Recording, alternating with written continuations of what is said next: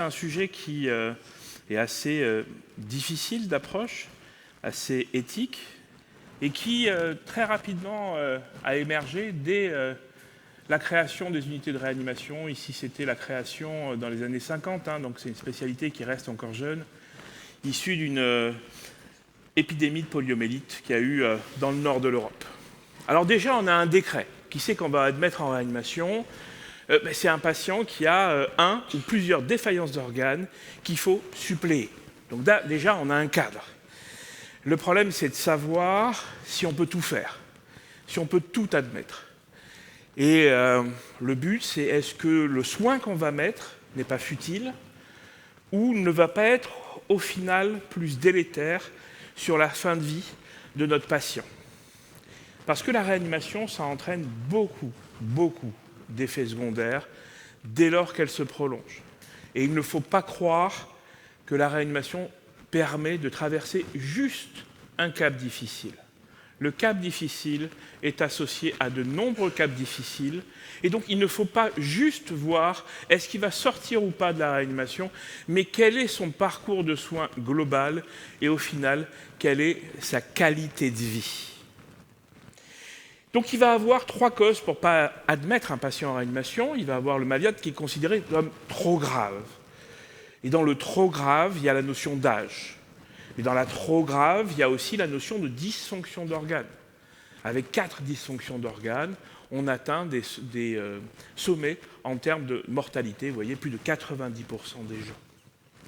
Mais clairement, lorsqu'on regarde l'âge, et qu'on regarde ici cette série issue d'arrêt cardiaque chez des personnes âgées, vous voyez que autant on va en sauver 12% à la sortie de la réanimation, autant dans cette série, 100% des patients sont morts à l'hôpital, sur des patients très âgés. Il y a des patients qui sont trop graves de par leur pathologie. Est-ce qu'il faut les prendre ou pas ? Ben oui, il faut les prendre. Celui-là, en tout cas, il faut le prendre. Parce que celui-là, derrière, c'est potentiellement un donneur d'organes. Donc il y a aussi le collectif qui rentre en jeu dans la décision. Alors c'est sûr que si on a l'effet du grand âge, plus la gravité de la pathologie, là, il ne faut pas non plus faire du palliatif. La réanimation n'est pas le lieu pour faire du palliatif. Et puis il y a la pathologie préexistante. Est-ce que vous allez prendre ce patient en réanimation ? Oui, non ? Non, oui ? Non ? Bon. Ben, il va très bien, c'est un employé municipal à Marseille. Vous savez, à Marseille, tout est possible. Donc c'est une découverte fortuite. Donc le monsieur était somme toute peu symptomatique, pour le travail qu'on lui demandait.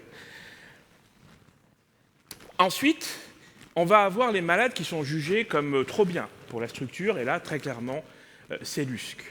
Et puis, il y a aussi les patients qui vont refuser d'être admis en réanimation, ou les familles. Mais là, malheureusement, ça ne prend pas. Les directives anticipées, c'est encore moins de 15% de patients qui ont rédigé leurs directives anticipées. Et quand on interroge les professionnels, souvent dans l'urgence, ils ne vont pas voir s'il y a des directives anticipées. On les accepte, et puis après, on voit. Et puis cette notion d'acceptance, ou pas, d'un patient en réanimation, elle va être aussi en fonction de la tension sur les lits. Et on l'a bien vu pendant le Covid. On l'a tellement bien vu pendant le Covid qu'on a été les premières victimes de cet acharnement médiatique. C'était le 24 décembre. Et également, on a bien vu que la réanimation est un goulet d'étranglement lorsqu'il y a une épidémie ou une crise sanitaire dans notre pays et qu'on peut être un élément bloquant. Je vous rappelle qu'on a confiné pour nous. Donc si on s'intéresse quand même à des objectifs qualifiés, l'effet de l'âge. Alors je vous avouerai que j'étais un peu choqué quand ma fille, qui est en 4e année, est en train de réviser son collège de gériatrie, et que pour définir l'agisme, c'est-à-dire le racisme vis-à-vis de la personne âgée, ce collège prend la réanimation comme exemple, où ils nous disent être un lieu d'agisme. Je me suis dit, putain, c'est fort de café quand même. Et donc, quelle est la définition de la personne âgée, hein? L'OMS est 65 ans. Clairement, après 75 ans, on va avoir de la perte d'autonomie. Et après 80 ans, on a énormément de défaillances. Alors, j'ai regardé, est-ce que la réanimation dans le monde, c'est vraiment un lieu où on fait de l'agisme? Et on s'aperçoit que plus on est riche et plus on est dans le nord, plus on va prendre des patients âgés en réanimation, parce que probablement qu'il y a plus de lits de réanimation. Et en revanche, dans les pays où il y a des déficits de lits, là, les gens ont clairement moins de 60 ans. Et à Marseille, je vous mets les chiffres des âges de toutes les réanimations de Marseille. Ils sont jeunes. Alors, est-ce qu'on fait pour autant de l'agisme? L'âge moyen étant de 57 ans. On a dans nos lits institutionnels publics de recours une forme d'agisme parce que, par rapport au reste de la France, à Marseille, on a beaucoup moins de lits de réanimation publics de recours que tout le reste de la France. 55% des lits sont dans le public. Et donc, dans le public, vous vous retrouvez avec 60 ans de moyenne d'âge, vous vous retrouvez avec 65 ans, 70 ans dans les réanimations privées. En tout cas, je vous ai modélisé avec toute la littérature l'effet de l'âge sur la mortalité. Et vous voyez qu'elle n'est pas à 100%. Il y a des patients qui survivent avec un séjour en réanimation. Mais ce qui va complètement fausser la chose, c'est est-ce qu'ils sont médicaux ou est-ce qu'ils arrivent en réanimation ou en soins critiques parce qu'ils sont programmés après un acte chirurgical. En tout cas, ne croyez pas que la pression va s'arrêter. La pression, elle va exploser, puisque l'évolution démographique va faire qu'en France, on va devenir, et forcément devenir, un peu des réanimateurs gériatres. On va doubler la proportion de plus de 65 ans, on va doubler les plus de 100 ans. Alors, je ne vous dis pas d'admettre les patients qui ont 100 ans, mais vous voyez l'évolution de la courbe démographique, et donc on va avoir énormément de patients. Et vous voyez, c'est un phénomène qui est français. Ce vieillissement de la population par rapport au reste de l'Europe, c'est la France, un peu l'Italie et le nord de l'Espagne. Or, après 60 ans, c'est là où on va avoir le plus besoin de ressources médicales. Donc il faut intégrer dans la prise en charge globalement le parcours patient et tous ces points. Et la meilleure des choses, c'est de regarder la mortalité. On voit que la mortalité d'un patient a un effet, il y a un effet de l'âge. Et au-dessus de 80 ans, c'est un effet très puissant. On voit clairement que les réanimateurs, effectivement, ils ont une forme d'agisme parce que pour eux, 37% pensent qu'il n'y a pas de bénéfice à faire de la réanimation chez les personnes âgées. Ils regrettent qu'il n'y ait pas de guidelines. Et en tout cas, si on les prend, il faut une réévaluation à 2 jours. En tout cas, ils disent clairement que si le patient accepte ou refuse la réanimation, c'est un critère fort pour les admettre ou pas, mais qu'ils vont moduler cette acceptance en fonction du nombre de lits disponibles. Et que s'il y a plus de 2 lits, ils seront plus enclins à les prendre. Mais en même temps, quand on regarde, ils demandent très peu si le patient est d'accord. 12% des réanimateurs dans cette enquête ont demandé au patient si oui ou non il était d'accord, et c'est plutôt les juniors que les seniors. C'est une forme de paternalisme.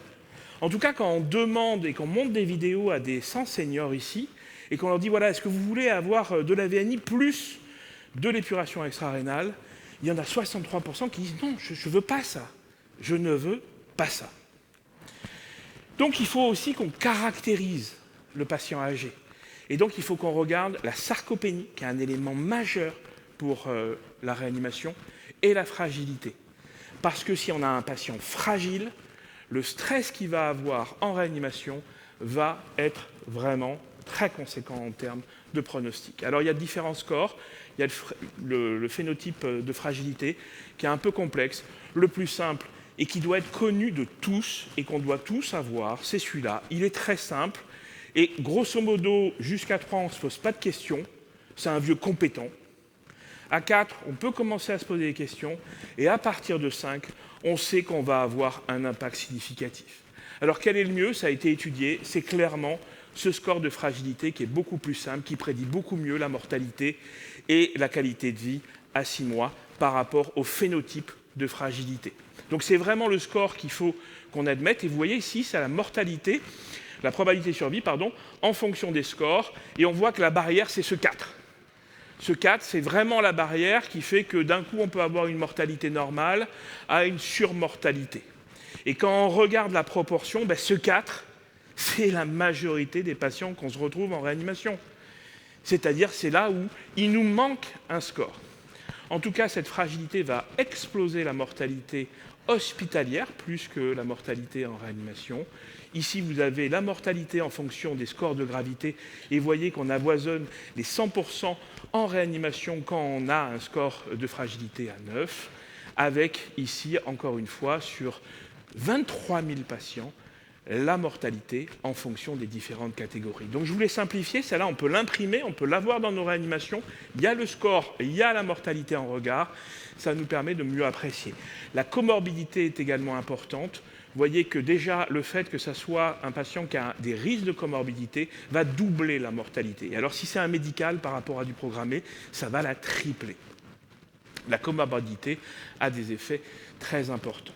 Et c'est pour ça qu'en plus de ce score, en particulier s'ils sont 4, il faut associer cet autre score qui est un peu moins connu, qui s'appelle l'index de fragilité et qui va étudier 11 comorbidités. Alors il y a un score simplifié pour le 2h du matin en garde, ce qui est le score sur 5 items. S'il est supérieur à 3, on va avoir une augmentation de la fragilité. Alors si vous discutez avec vos gériatres, souvent ils font un score ALD, qui est un score qui permet d'avoir une meilleure vision de la dépendance ou pas des patients. Et bien entendu, il faut évaluer le pronostic des patients. Ce pronostic des patients, il peut être caricatural comme ici. Donc vous voyez, on est sur un patient, une cohorte de patients qui ont plus de 85 ans et qui vont avoir un arrêt cardiaque. Et regardez, à 12 mois, ils sont 84 à être entrés en réanimation. À 12 mois, il y en a 2 qui ont survécu. Et quand ils s'intéressent à la qualité de vie, leur qualité de vie, c'est des patients qui sont complètement dépendants. Donc, c'est très important d'évaluer son patient, de voir sa gravité avec un score SOFA, mais également d'essayer d'évaluer sa survie. Parce que là, pour le coup, c'est assez futile. Bon, le problème, c'est que, comment vous dire politiquement correctement qu'on est mauvais pour évaluer un pronostic. Toutes les études montrent que nous, médecins, nous sommes super pessimistes. Et que par rapport à la mortalité prédite par un médecin, la mortalité observée est vraiment inférieure. C'est la ligne bleue, et vous avez ici celle prédite par les médecins en rouge. Et que ici, vous voyez que effectivement, on est meilleur que des étudiants en médecine, mais que somme toute, on a un R sous la courbe ROC à 0,6. Enfin, vous n'accepteriez pas qu'un test biologique ait une R sous la courbe à 0,6. Eh bien, c'est la vie médicale, c'est ça. Et en revanche, là où on est très très mauvais sur les durées de séjour, on est super optimiste sur la durée de séjour, c'est systématiquement plus long que ce qu'on a prédit. Donc, grosso modo, toutes les études sur cette évaluation de la mortalité et du pronostic montrent que, grosso modo, on a une précision qui est somme toute assez limitée et qu'il faut souvent conjuguer ce jugement clinique à des scores pronostics un peu plus objectifs. En tout cas, à 2h du matin, le doute, si on n'a pas assez d'informations sur le patient, doit toujours profiter au patient. Alors il y a le concept de l'ICU trial qui s'est énormément développé. Cet ICU trial, il y a plusieurs cohortes qui ont montré effectivement sur des patients de plus de 65 ans qui avaient des pneumopathies, si on fait de la réanimation par rapport à des standards de soins, on a un gain en mortalité. Attention, on a un gain en mortalité à 30 jours. C'est important. En fait, tout ça a été détricoté par cette grande étude qui a un cluster randomisé, 24 centres français, 3000 patients. Soit on prend systématiquement le patient en réanimation, soit il a des standards de soins. Et on s'aperçoit qu'au final, même si on a un gain sur la mortalité précoce, à 6 mois, il n'y a strictement plus aucune différence. Donc ça pose des questions sur la pertinence des soins et sur le fait qu'il faut qu'on aille au-delà de la survie en réanimation, mais sur la survie à 6 mois. Il n'y avait pas de différence clinique. Autre étude, 12 000 patients, 48 hôpitaux qui montrent que plus de 80 ans, entre une admission rapide en réanimation et des standards de soins, il n'y a pas de différence non plus à long terme sur la mortalité. Et cette étude illustre très bien la chose entre le nombre de lits disponibles, j'ai pas de lit ou j'ai des lits de réanimation. On voit que le pas de lit effondre l'admission de ces patients qui font le prix du triage, et donc l'admission entre les deux groupes est vraiment différente, mais au final, la mortalité à distance est la même. Donc ça pose beaucoup de questions, et en tout cas, c'est difficile de résumer un patient, mais je crois qu'il faut au moins avoir une stratégie. Le plus de 80 ans avec des altérations, de la comorbidité, une altération du statut fonctionnel, c'est le premier qui, dans le triage, va être exclu de la réanimation. Si en revanche, il a un score de fragilité qui est bas, inférieur à 5, strictement inférieur à 5, et un score de comorbidité qui est inférieur à 3, ça vaut le coup de faire un test d'épreuve à la réanimation avec une réévaluation à 48 heures. Dans tous les cas, il faut que ces décisions elles soient collégiales et mises dans le dossier patient. Et dans tous les cas, la décision de non-admission ne doit pas être un abandon de soins, et il est important de proposer quelque chose. Et en particulier, on l'a vu pendant le Covid, on a proposé de la réanimation hors de la réanimation. C'est-à-dire qu'on a proposé de mettre de l'optiflow avec des biocapteurs qui ont permis d'étudier et de vérifier ces patients, et on a eu des survies grâce à ces stratégies quand on n'avait plus de lit de réanimation. Dans tous les cas, et pour conclure, je crois que c'est les 10 questions qu'il faut qu'on se pose devant un patient pour savoir si on doit ou pas l'admettre. Je vous remercie.